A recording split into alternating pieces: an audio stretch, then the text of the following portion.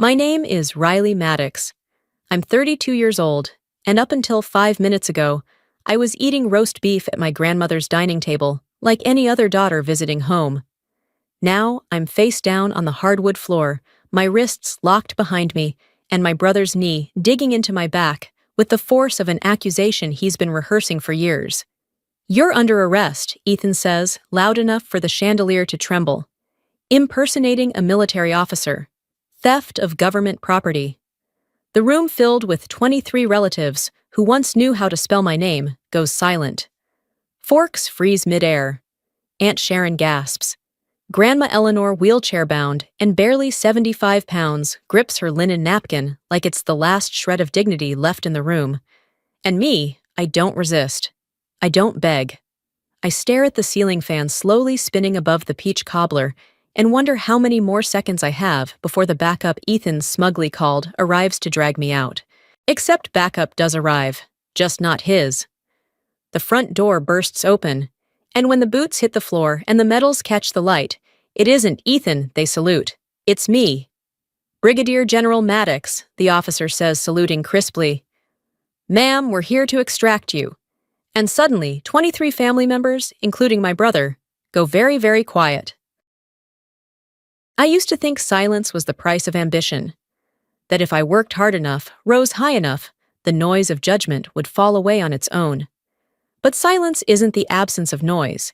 It's the weight of what people think they know about you pressed down so hard, it squeezes the breath out of your own truth. Growing up in Northern Carolina, I was the one nobody could quite figure out. My brother Ethan was the obvious choice for Admiration's star athlete class. President went straight into police academy, with a scholarship and a smile that made our father proud. I, on the other hand, was the intense child, too curious, too quiet, too precise. I kept notebooks filled with maps of global conflicts, read military field manuals under my blanket, and practiced Morse code instead of playing dress-up.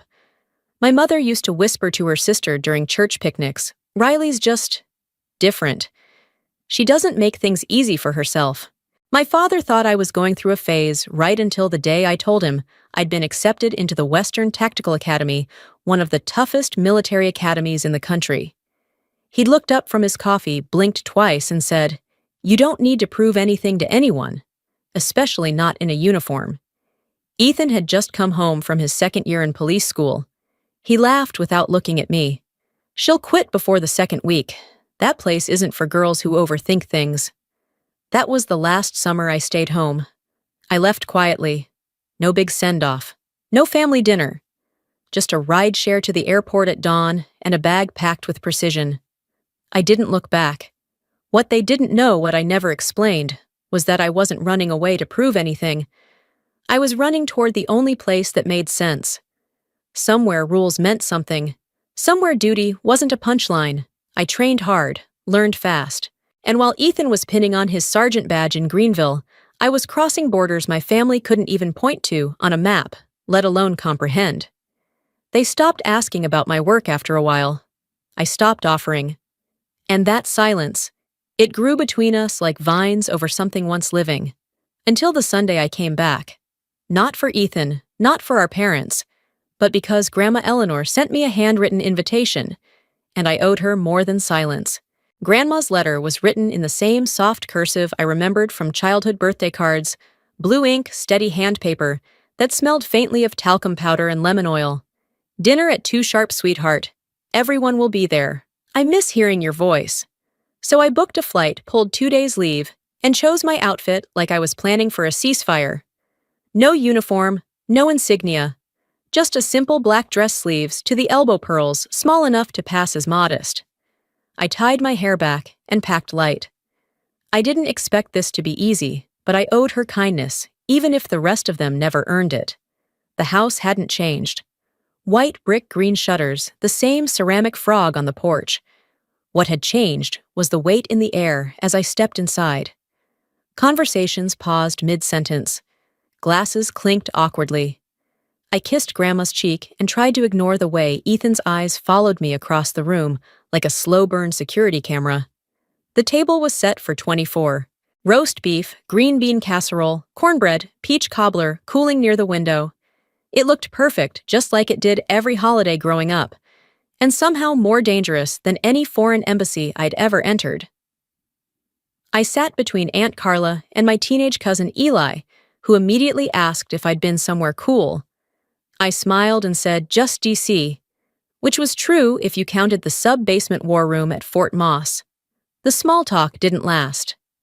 Halfway through the meal, Ethan cleared his throat. So, Riley, he said carefully, dabbing his mouth with a napkin. Still doing that?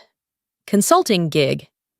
His voice was casual, but I felt the shift in the room, the way all heads tilted slightly toward me, waiting. Still at it? I said. Same contracts, different problems. He chuckled once. Strange. I looked up your company last week. Couldn't find a single record of it. Not a website, not a phone number, not even a LinkedIn profile. You'd think a professional consultant would at least have a business card. Someone snorted quietly. Maybe Cousin Rachel. Grandma stiffened, but didn't speak. I forced a polite smile. Some clients prefer discretion. Ethan leaned back, his expression sharpening. Or maybe it's easier to pretend to have a job when no one can verify anything. No colleagues, no supervisors. Just Riley and her endless classified excuses. My stomach clenched. Not out of guilt, but because I knew this was no longer dinner. This was the opening statement of a case he'd been building, and every guest at that table, they were his jury. He stood up. Just like that napkin-folded chair sliding back with the scrape of finality, Ethan rose from his seat like a prosecutor stepping into closing arguments.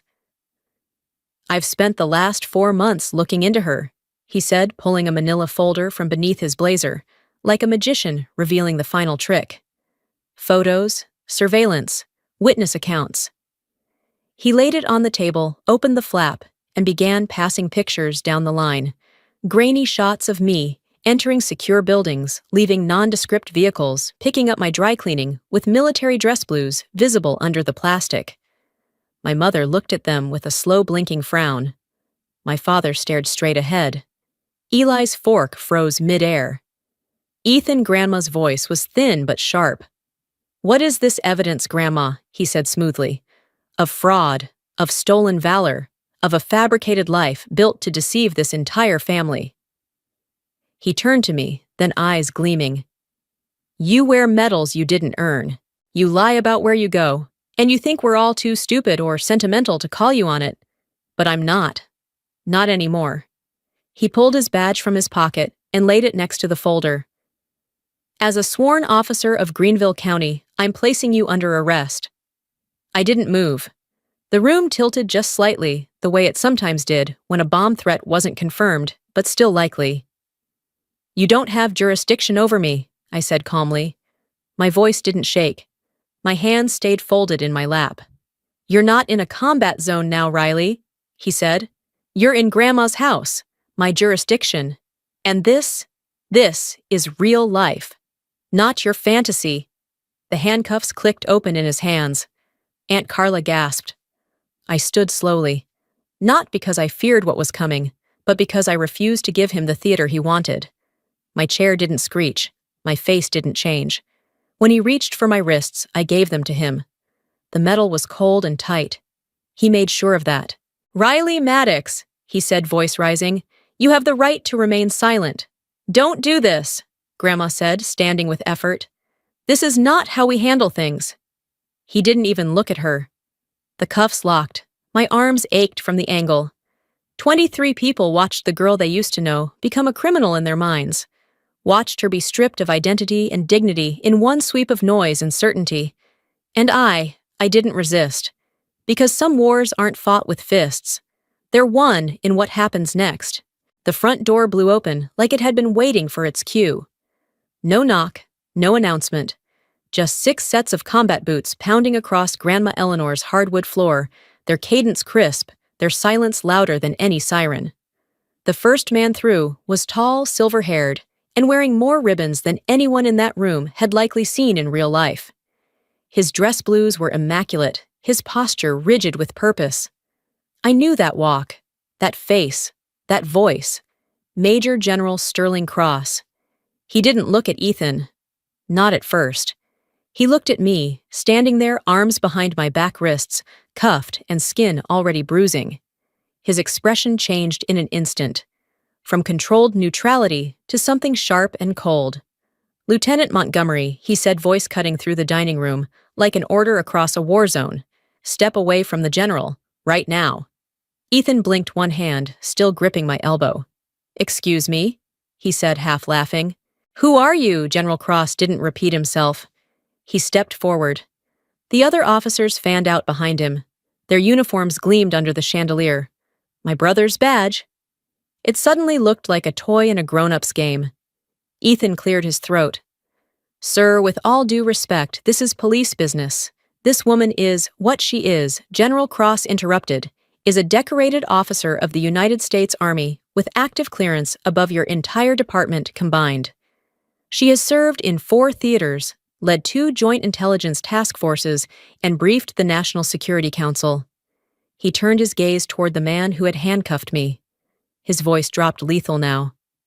"And what you've done, Lieutenant, is detain a federal asset in the middle of an ongoing classified operation." The words didn't hit Ethan all at once. I watched them break over his face in waves, first disbelief, then confusion, then the beginning of something like horror. "I didn't know," he stammered. "She never said you didn't ask," I said quietly. The cuffs were removed with swift precision by a junior officer. I rotated my wrists once slowly, letting the red marks show. I turned toward Ethan, and for the first time in my life, I watched my older brother look at me and finally see me, not the misfit, not the mystery, not the shadow behind his promotions, but the woman who outranked everyone in that house. General Cross saluted. "Brigadier General Maddox," he said loud and clear for all 23 relatives to hear. "Ma'am, we're here to extract you." The dining room froze. The only sound was the hissing of Grandma's oxygen tank and the quiet clink of Ethan's badge falling from his hand onto the rug. And just like that, the trial Ethan had prepared for me became his own reckoning.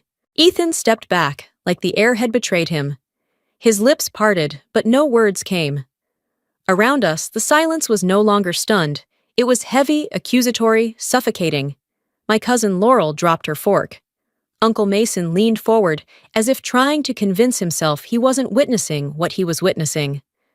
My father looked like he might be sick. And my mother had covered her mouth with one trembling hand. As if that could hide the fact that for years she'd nodded along to every doubt Ethan ever voiced about me. Ethan's eyes locked on mine. You let me do this," he said hoarsely. "You knew who you were. You could have stopped this." I tilted my head. "You didn't want the truth, Ethan. You wanted a confession." He opened his mouth again, but General Cross stepped between us. "You conducted unauthorized surveillance on a federal officer," he said coldly, "including staking out her residence, photographing her movements, and hiring private investigators with no security clearance. You jeopardized multiple operations in the field." "I thought she was lying," Ethan shouted, desperate now. "She never told us anything. You all thought I was less. Because I stayed silent," I cut in. "Because I didn't need your approval to matter." He stared at me, stripped now of every ounce of certainty. "You could have just told me." "No," I said, stepping closer. "You don't get to weaponize curiosity and then demand honesty. You weren't asking questions. You were digging graves." Behind me, Major Blackwell, my second-in-command, handed General Cross a slim dossier. His expression shifted as he scanned its contents. 3 compromised operations, he muttered almost to himself. 2 agents dead in extraction. Communications breach confirmed. Ethan swayed slightly on his feet. "I didn't mean to, but you did." Blackwell snapped. "You thought you were exposing a fraud. What you exposed was a general, and in the process, you got good people killed." I turned back toward the table. 23 faces still frozen in place. No one moved. No one made a sound. Except for Grandma Eleanor. She lifted her eyes, voice barely above a whisper. "Riley, is this true? You've been serving all this time?" I looked at her then, at the only one who'd asked without judgment in her voice. "Yes, Grandma," I said. And for the first time in years, I let the truth be seen. every single day. 3 weeks later, I sat at the head of a steel conference table inside Fort Wexler's secure intelligence wing. The blinds were drawn. The seal of the Department of Defense gleamed behind me. I wore my dress uniform not for show, but for clarity. The door opened. 2 federal marshals escorted Ethan in. No badge, no belt. Just a gray suit that hung loose on a body that had lost the weight of arrogance. He didn't look like the man who'd shoved me to the floor in front of our entire family. He looked like someone who'd finally realized the gravity of the hole he'd dug. "Mr. Montgomery," I said, keeping my tone flat. "Please sit." He obeyed without a word. I slid a document across the table toward him, a full summary of the surveillance operation he had conducted against me. Every photo, every conversation he'd had with private contractors, every point of failure. "This is the scope of what you did," I said. "You didn't just humiliate me in front of our family. You compromised federal operations. You exposed me, and by extension my team. 2 of our assets were pulled out of position the night after your little performance. 1 didn't make it out." He flinched. "I didn't know," he whispered. "I thought that I was lying," I finished. "Because the truth didn't fit the story you needed." Ethan looked up. There was no more bravado in his eyes. No courtroom voice, no smirk. "I was jealous," he said softly. "Of your silence. Of your confidence. Of the fact that Grandma looked at you like she knew there was more to you. I wanted to drag you down so you'd look human again." I sat back, letting the words hang. And now he swallowed hard. "I know I was wrong." I nodded once, cold and clean. "I'm recommending prosecution," I said. "No family interference, no special considerations. You'll face sentencing like anyone else who compromises national security." He didn't argue. For the first time in his life, Ethan had nothing left to say. The call came 2 nights later. "Grandma Eleanor." Her voice was steadier than I expected. "I know what he did," she said. "I don't want to excuse it. But I need to ask you something." I closed the file I'd been reviewing, leaned back in my chair. "I'm listening." "I'm not calling for Ethan," she said. "I'm calling for you. I watched my grandson humiliate you. And I watched you stay still, composed, quiet, not because you were weak, but because you knew who you were. I've never been more proud, but Riley, I don't want this family to disappear, not completely." I let the silence stretch. Let it settle between us like the dust of an old war neither of us asked for. "I'm not coming back for Christmas dinners, Grandma," I said gently. "I didn't think you would," she whispered. "But I wanted to hear your voice, to say it plainly. You deserved better than we gave you." My throat tightened, not with grief, but with something quieter, something that had waited 32 years to be heard. "I know. Whatever happens with Ethan," she added, "he'll live with it. But I hope someday you'll let yourself live too. Not just serve." It was the only thing anyone had said to me in months that didn't sound like apology or damage control. Just love. "I'm trying," I said. "I know," she replied. "I always knew." And for once I believed her. Now when people ask me about that night, about the dinner, the arrest, the boots marching into Grandma's house, I don't tell them about the chaos. I don't talk about the cuffs or the folder or the way silence dropped over that table like a guillotine. I tell them this: there is power in patience. There is clarity in choosing not to perform for people who've already decided who you are. And there is freedom in truth, even if it comes late, even if it costs you something. Ethan once thought he was saving the family from a fraud. But what he really exposed was a legacy no one in that room was ready to face. Mine. Not the loudest, not the most praised, but the one who kept the country safer day after day without asking for applause. And if I had to do it again, fly in quietly, sit down at that table, feel the cuffs snap around my wrists, I would.